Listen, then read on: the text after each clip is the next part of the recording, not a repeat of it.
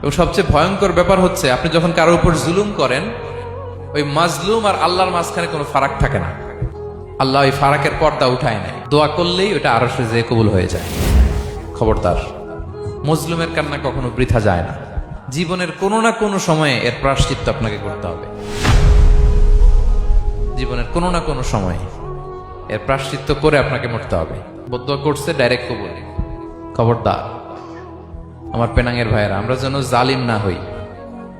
In it's any form, operation in it's any form, যেই কোনো ভাবে, যেই কোনো ক্ষেত্রে, যেই কোনো ধরনের হইতে পারে জুলুম। কাউকে আপনি ছোট্ট কোনো কাজে ঠকালেন, বন্টন নীতিতে ঠকালেন, হ্যাঁ, জমি মেরে দিয়ে ঠকালেন, আমানত মেরে দিয়ে ঠকালেন, ইন ইটস এনি ফর্ম যদি জুলুম করে থাকেন, খবরদার, মজলুমের কান্না কখনো বৃথা যায় না।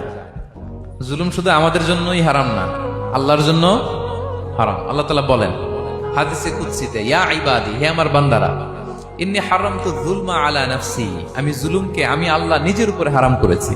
ওয়া জাআলতুহু বাইনাকুম মুহাররামা, এবং এই জুলুমকে তোমাদের উপর হারাম করেছি। ফালা তাযালামু, তোমরা একে অপরের উপর জুলুম করো না। জুলুম শুধু আমাদের উপরই হারাম না, আল্লাহ নিজের উপরও হারাম করেছেন। তাহলে জুলুমের সাথে কি মুমিনের কোনো সম্পর্ক থাকতে পারে? পারে না।